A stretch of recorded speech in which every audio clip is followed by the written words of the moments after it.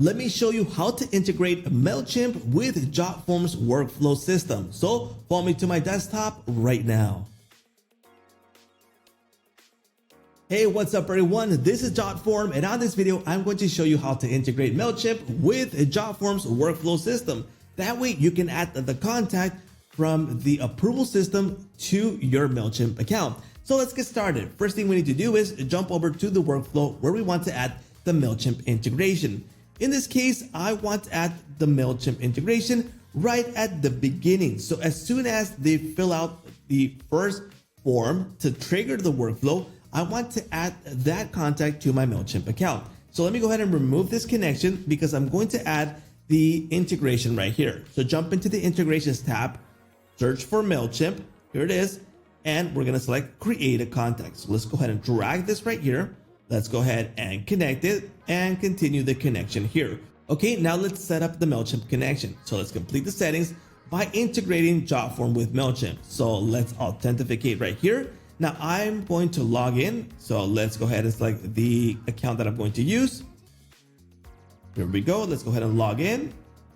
Now we're going to allow Jotform to connect with Mailchimp to send over those details, and we are now connected. So let's go ahead and select the list where we want to add that contact. Those lists will be available from the list in your Mailchimp account. Okay, so now we need to match the fields. So the Mailchimp email should be connected to the form fields from the email.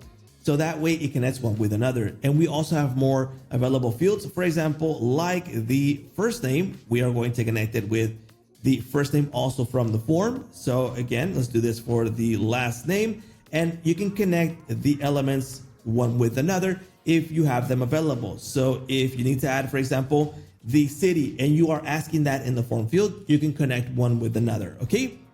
Then we have the tags. Are they going to be static or dynamic tagging? Static tags, so for example, if you already are using tags in Mailchimp, go ahead and select them right here. Then we also have the dynamic tagging. That means that a tag can be based on the details received on the form in this case. For example, do you need a office chair, which is something basic, but it could be something else like the approval response could be one of the tags used for the Mailchimp option here for approved or deny, and that's going to be added as a tag, which could later be used in Mailchimp for different purposes. Then, for example, the user content, you can also use this as the dynamic tagging. For example, in this case, I am also going to use one of the approved system.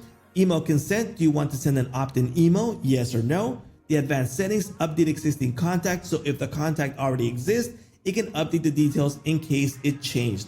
So it's a good option. Then the marketing permissions option. In this case, I'm going to leave it blank. Let's go ahead and save. And we are now connected. So that means that when this is filled out, that email contact is going to be sent over to Mailchimp, which is super easy and practical.